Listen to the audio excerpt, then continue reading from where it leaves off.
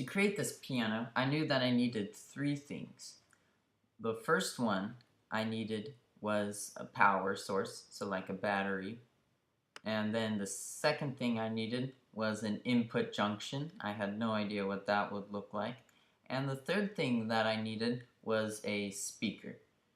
Now the speaker was pretty easy because a long time ago I got a birthday card that made noise, and out of that came a circular like disc speaker, and I chopped that off of the board it was previously connected to, and I saved it for a day like this to make my own computer. For the battery, I was originally going to use the 9-volt, but the 9-volt had problems of its own because it would drain battery level as time progressed, and that would affect my notes. So I knew a 9-volt would not be the proper usage. I then decided to make my own power source, like to plug into the wall. What I first did was I took my old phone that I had, and it had a charger. Now this phone is very old, and it doesn't even have a touch screen, so I knew it would be okay to use the charger. What I eventually did was I took the wire and then I chopped it in half with some scissors, and once I did that, I got 5 smaller wires, and each one had their own value.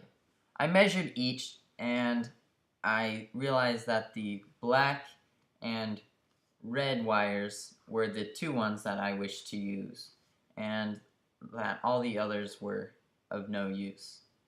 So I folded those back and I all taped them back onto the wire, so all I had were the red and black wires. So this had solved 2 of my 3 problems, and I still needed to get the input. In order to do that, I had to use a 555 timer. The videos provided for the challenge linked me to other YouTube videos which I found interesting, and one of those had this 555 timer circuit. It's kind of small, but what happens is that this 9-volt would send electricity through this complicated circuit and cause this LED to blink.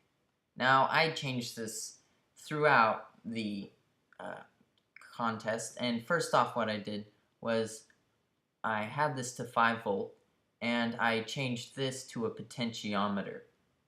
And I actually forgot this entire node, but it turned out I really didn't need it, and I created this circuit.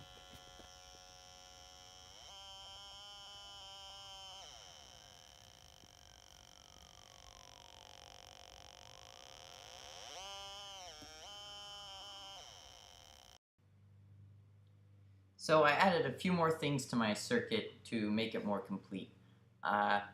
We already had the speaker here, but what I added was a switch to control the power, and I changed the few values of the capacitor, and then I changed the value of the resistor, and I changed the value of this resistor as well. And that worked, but I finally had to do the final change, which was to add the keys. Now for the keys, I know that I wanted each note to be powered by a button, and then that button would go to a resistor which would create a certain value, and then that would return to the circuit with the resistor there. That's really the whole circuit. It wasn't too complicated, but finding the value of each resistor and tuning it to be a perfect C2 was very time-consuming. And that was really it.